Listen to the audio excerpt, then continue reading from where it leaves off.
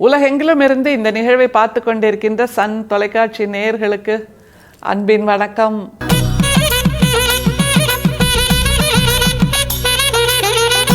வள்ளல் பிரானுடைய உரைநடை உபதேச குறிப்புகள் என்கின்ற அந்த பகுதியிலிருந்து மனிதரும் தேவரும் அப்படின்ட்டு ஒரு பத்தி. பொதுவாக நாம் கேட்கிற அந்த புராண கதைகள், அந்த இதிகாச கதைகள், அதிலெல்லாம் நமக்கு வியப்பையும் பிரமிப்பையும் தருகின்ற ஒரு கதாபாத்திரம் யார் அப்படின்னா தேவர்கள் அப்படின்னு நிச்சயமாக சொல்லலாம். சின்ன வயசில் நம்ம வீட்டில் தாத்தா பாட்டியெல்லாம் நமக்கு கதை சொல்லியிருப்பாங்க. கோயில்களுக்கு போனால் கூட இந்த மாதிரி கதைகள் தான் அதிகமாக நம்ம காதுகளில் ஒலித்து இருக்கும். அதில் நம்பிக்கை இருக்குது, அது தெரியுது, அதை விரும்புகிறோம். அதையெல்லாம் தாண்டி காதுகளுக்கு மட்டும்தானே இந்த மாதிரி ஒரு நிலை. பிடிக்காததை கேட்காத மாதிரி காதுக்கு கதவு இருக்கான்னு, எனக்கு அது வேண்டாம்பா, கதவை வச்சு நான் மூடிக்கிறேன் அப்படின்னு காதுகளை மூடிக்கொள்ள முடிவதில்லை என்பதனால் நம்முடைய சமூகத்தில், நம்முடைய வாழ்வியலில் இந்த தேவர்களை பற்றிய கதைகள் திரும்ப திரும்ப நமக்கு கிடைத்து கொண்டே இருக்கின்றன. பொதுவாக அவங்கள பற்றி நம்ம என்ன சொல்லுவோம், அவங்க எல்லாம் கைலாயத்தில் இருக்காங்க, அப்படியே மேகம் மாதிரி மிதந்துக்கிட்டே இருப்பாங்க. அவங்களுக்கு அங்கே ரம்பை, ஊர்வசி, மேனகை இவங்கெல்லாம் நடனம் ஆடிட்டே இருப்பாங்க. அப்புறம் நாரதர் தும்புருங்கிற அந்த இசைக்கருவியை வச்சு இசைச்சிக்கிட்டே இருப்பார். அப்புறம் அங்கே அமுதசுரபி இருக்கும், அப்புறம் காமதேனு இருக்கும், அந்த கற்பக தரு இருக்கும். அதில் போய் நின்றுக்கிட்டு நமக்கு என்ன வேணுமோ அது அப்படியே கொடுத்துரும். தங்கத்தில் மாம்பழம் வேணுமா, அந்த கற்பக தரு கொடுக்கும். தங்கத்தில் புடவை வேணுமா, அந்த கற்பக தரு கொடுக்கும். அதுமாதிரி காமதேனுட்ட எது வேணும்னாலும் அதுவும் கொடுக்கும். அந்த தேவர்கள்லாம் ரொம்ப சந்தோஷமாக இருப்பாங்க. அவங்க அமுதம் சாப்பிட்டதுனால எல்லா நேரமும் இளமையோடு சந்தோஷத்தோடு இசை நடனத்தோடு இருப்பாங்கன்னு இவ்வளோ நீள கதை சின்ன வயசுலேருந்து நமக்கு கேட்டிருக்கோம். ஆனால் உண்மையில் தேவர்கள் யார்? அதைத்தான் வள்ளல் பிரான் சொல்கிறார். எப்படி அப்படி பளிச்சென நம்முடைய சிந்தனையை, மூளையை, அறிவை துலக்குகிறார் வள்ளல் பெருமான் அப்படிங்கிறத இந்த பத்தியிலிருந்து தெரிஞ்சுக்கலாம். தேவர்கள் தேவர்கள் என்று நாம் வியந்து கண்களை விரித்து ஆச்சரியமாக பார்க்கின்ற அந்த கதாபாத்திரங்கள் யார் என்பதை வள்ளல் பிரான் சொல்றாரு. மனிதரும் தேவரும்.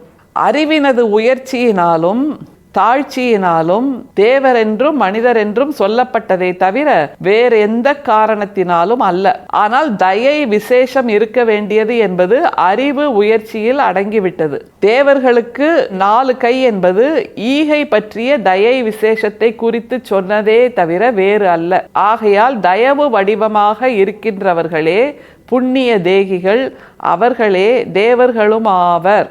எவ்வளோ அற்புதமான ஒரு சிந்தனை பாருங்களேன். அறிவு உயர்ச்சி உடையவர்கள்தான் தேவர்களே தவிர மனிதர்கள் தேவர்கள் என்று வேறு விதமான சிந்தனையே கிடையாது என்று தெளிவாக்குகிறார். இப்படி யோசித்து பார்த்தா இப்போ சரியா இருக்குல்ல. தேவர்கள் என்றால் அவர்களிடமிருந்து மிகச்சிறந்த சிந்தனைகள் வரும், மிகச்சிறந்த சொற்கள் வரும், மிகச்சிறந்த செயல்கள் வரும், மற்றவர்கள் மீது கருணை வரும் அப்படிங்கிறதெல்லாம் பார்க்குறோம். அப்போ நாம ஏன் அப்படி தேவராக முடியாது? நம்ம என்னைக்காவது அப்படி யோசித்து பார்க்குறோமா? இல்லையே. வேற எங்கேயோ இருக்காங்க, வானத்தில் இருக்காங்க, அப்படியே அவங்க மேலே பூ மாதிரி பொழிஞ்சுக்கிட்டே இருக்கும். வானத்தில் மிதந்து கொண்டே இருக்கக்கூடிய பிறவிகள் தான் இந்த தேவர்கள் என்பதெல்லாம் இருக்க முடியுமா? அப்படின்னா எத்தனை விண்வெளி களம் போயிட்டு வந்துட்டு இருக்கு. அவங்க என்னைக்காவது ஒரு கேட் கிராஷ் பண்ணுற மாதிரி பார்த்துருப்பாங்களா? இல்லையா? அந்த தேவர்களை பார்க்கவே இல்லையே என்பதனால் நாம் புரிந்து கொள்ள வேண்டும். அந்த தேவர்கள் என்பவர்கள் மனிதர்களின் கற்பனைகள். மனிதர்களாக வாழும்போது நாம் உயர்ந்த குணங்களால் பின்னப்பட்டிருக்கிறோம், உயர்ந்த குணங்களால் நிரப்பி இருக்கிறோம் நம்முடைய சிந்தனையை என்றால் நாம் தான் தேவர்களாகிறோம். எவ்வளோ பெரிய சந்தோஷமான செய்தியை வள்ளல் பிரான் நமக்கு கொடுக்கிறார் பாருங்க. திரும்ப அந்த வார்த்தைகளை கவனிங்க.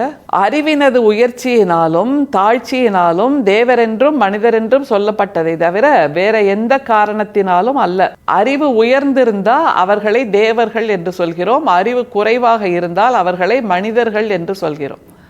இயல்பான ஒரு வாழ்க்கை வாழ்ந்தால் மனித வாழ்க்கை, அசாதாரணமான ஒரு வாழ்க்கை வாழ்ந்தால் அது மாமனித வாழ்க்கை. சாதனை செய்தவர்கள் எல்லோருமே மாமனித வாழ்க்கையை வாழ்ந்தவர்கள்தான், வாழ்பவர்கள்தான். அவர்களைத்தான் தேவர்கள் என்று வள்ளல் பிரான் குறிக்கிறார். ஏனென்றால் மனித பிறப்பு என்பது எல்லோருக்கும் ஒரே மாதிரி தான். மனித வடிவம் என்பதும் மனித உருவம் என்பதும் எல்லோருக்கும் ஒரே மாதிரி. ஆனால் தன்னுடைய சிந்தனை வல்லமையால், அறிவின் வல்லமையால் யார் மிக அற்புதமான விஸ்வரூபமான செயல்களை செய்கிறார்களோ அவர்கள் தேவர்களாகி நிற்கிறார்கள் என்பதே வள்ளல் பிரானின் சித்தாந்தம். இப்போ யோசிச்சு பாருங்க, நாம் மனிதர்களா தேவர்களா அப்படின்ட்டு. சரி, தேவர்கள்ங்கிறவங்களுக்கு வேற என்ன ஆட்ரிபியூட்ஸ் இருக்குன்னு சொல்றாரு பாருங்க. ஆனால் தயை விசேஷம் இருக்க வேண்டியது என்பது அறிவு வளர்ச்சியில் அடங்கிவிட்டது. அதில் ரொம்ப முக்கியமான ஒரு கூறு அறிவு வளர்ச்சின்னு நம்ம சொன்னார்ல, தேவர்களுக்கு அறிவு வளர்ச்சி அதிகம், அறிவு உயர்ச்சி அதிகம் அப்படின்னு. அறிவு வளர்ச்சிங்கிறதுனா என்னது? கம்ப்யூட்டரை பற்றின நாலேஜா, இல்லை மொபைல் ஃபோனை பற்றின நாலேஜா, ஏஐ என்று சொல்லப்படக்கூடிய அந்த ஆர்டிஃபிஷியல் இன்டெலிஜென்ஸ் பற்றின நாலேஜா, இல்லை சேட்பாட் பற்றின நாலேஜா? இந்த மாதிரி டெக்னிக்கல் நாலேஜ் இருக்கிறவங்களாம் அறிவு வளர்ச்சி அடைந்தவர்கள்ன்ற பட்டியலில் வர முடியுமா என்று வள்ளல் பிரானிடம் கேட்டால் அவர் அங்கே ஒரு வித்தியாசமான சிந்தனையை சொல்கிறார். இந்த மாதிரி விஷயங்களை தெரிந்து கொள்வது என்பது அறிவு வளர்ச்சியில் வராது. அறிவு வளர்ச்சிக்கு மிக முக்கியமான காரணி எது என்றால் தயை, இரக்கம். இவர் அதிகம் படிக்கலைங்க, ஆனாலும் இந்த சமூகத்துக்கு ஊருக்கே அள்ளி கொடுப்பார் என்றால் அவர்தான் உண்மையில் அறிவு வளர்ச்சி மிக்கவர், அவர்தான் உண்மையில் தேவர். இவரோட விசிட்டிங் கார்டு பாருங்களேன், அந்த கார்டு முழுக்க ஒரு 50 டிகிரி போட்டு வச்சுருக்கார். அவ்வளோ படிச்சிருக்காருங்க அப்படின்னு நம்ம பலரை பார்த்து வியப்போம். ஆனால் கிள்ளி கூட மற்றவர்களுக்கு ஒரு சிறிதும் தராதவர், மற்றவர்கள் தாகத்தில் தவித்தால் கூட ஒரு துளி நீரை கொடுக்காதவர், மற்றவர் பசியில் துவண்டால் கூட ஒரு கவளம் சோற்றை கொடுக்காதவர் 50 டிகிரி முடிச்சிருந்து என்ன பிரயோஜனம்?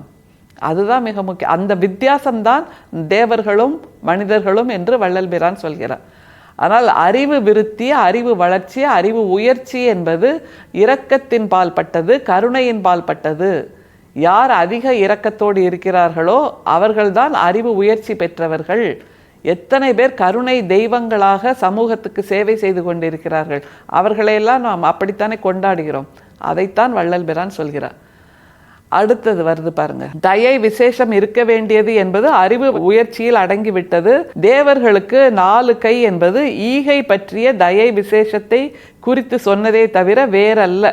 தேவர்கள் எப்படி இருப்பாங்க அப்படின்னு அவங்க உருவத்தை கேட்டோம்னா, நம்ம படங்கள் வரைஞ்சிருப்பாங்கல்ல, கார்ட்டூன் இல்லை பழைய காலத்து சித்திரங்கள், அதில் அவங்களுக்கு 4 கை இருக்க மாதிரி தோளில் அப்படி சிறகு இருந்து பறக்கிற மாதிரி எல்லாம் போட்டிருப்பாங்க.